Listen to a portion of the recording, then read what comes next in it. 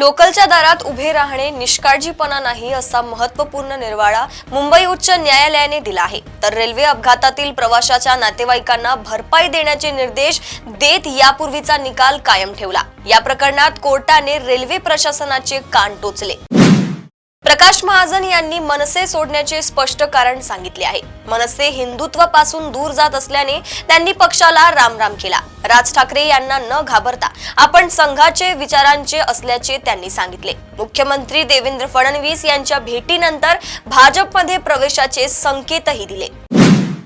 April 2022 मध्ये भर सभेत तलवार उंचावल्यामुळे राज ठाकरेंसमवेत 7 ते 8 जणांविरुद्ध नौपाडा पोलीस ठाण्यात गुन्हा दाखल झाला होता। राज ठाकरे यांनी गुन्हा कबूल आहे का, सहकार्य केल्यास प्रकरण महिन्याभरात संपेल असा प्रश्न कोर्टाने विचारल्यानंतर राज ठाकरेंनी मला गुन्हा मान्य नाही असं स्पष्ट शब्दात सांगितलं।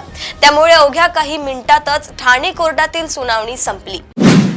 दहशतवादी कृत्याशी संबंधित आर्थिक व्यवहार प्रकरण सुरक्षा यंत्रणाच्या तपासात उघडकीस आल्यानंतर गुरुवारी पहाटेच्या सुमारास एटीएस सह ईडी पथकानं पडघा बोरीवली गावात छापेमारी केली। या गावातून दहशतवादी संघटनेत काही तरुणांची भरती आणि याच ठिकाणी शस्त्र बनवण्याचं प्रशिक्षण तरुणांना दिलं गेल्याचीही शक्यता आहे।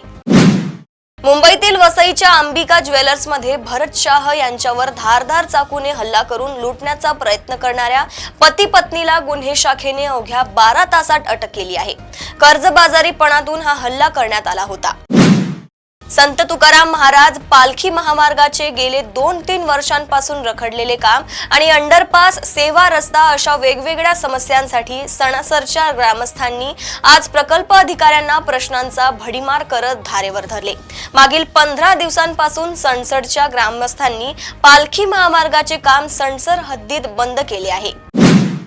अंमली पदार्थांच्या अवैध वाहतुकीवर धडक कारवाई करत एअर इंटेलिजन्स युनिटच्या अधिकाऱ्यांनी सोमवारी पुण्याच्या लोहगाव विमानतळावर बँकॉकहून आलेल्या एका प्रवाशाकडून 2,29,00,000 रुपये किमतीचा हायड्रोपोनिक गांजा जप्त केलाय। आपल्या चिमुकलाला स्तनपान करता यावे या उद्दात हेतूने एसटी महामंडळाने प्रमुख बसस्थानकावर हिरकणी कक्ष स्थापन करण्याचा महत्त्वाकांक्षी निर्णय 10 मे 2013 रोजी घेतला होता। मात्र पुण्यातील शिवाजीनगर वाकडेवाडी बसस्थानकातील हिरकणी कक्षातच ड्युटीवरील पर्यवेक्षक कार्यालय थाटण्यात आले आहे। एकूणच स्तनदा मातांच्या संवेदनशील प्रश्नांकडे एसटी महामंडळांकडून डोळेझाक होत आहे।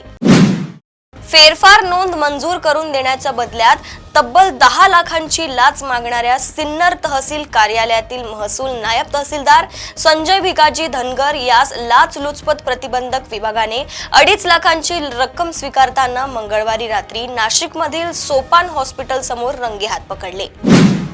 नांदेडगाव परिसरात जिजाबाई नगर येथे 17 वर्षीय मुलीने घडफास घेऊन आत्महत्या केली। वडिलांच्या सततच्या त्रासाला कंटाळून मी हा निर्णय घेत आहे असा उल्लेख तिने लिहिलेल्या चिठ्ठीत मिळाला।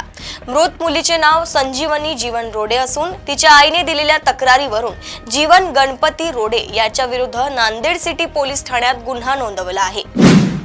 प्रदेशातील अशाच टॉप 10 बातम्या मी साक्षी आपल्यापर्यंत पोहोचवत राहील। तोपर्यंत बघत रहा देशोन्नती। नमस्कार। ठळक घडामोडींसाठी देशोन्नती न्यूज चॅनलला सबस्क्राइब करा आणि बेल आयकॉन प्रेस करा।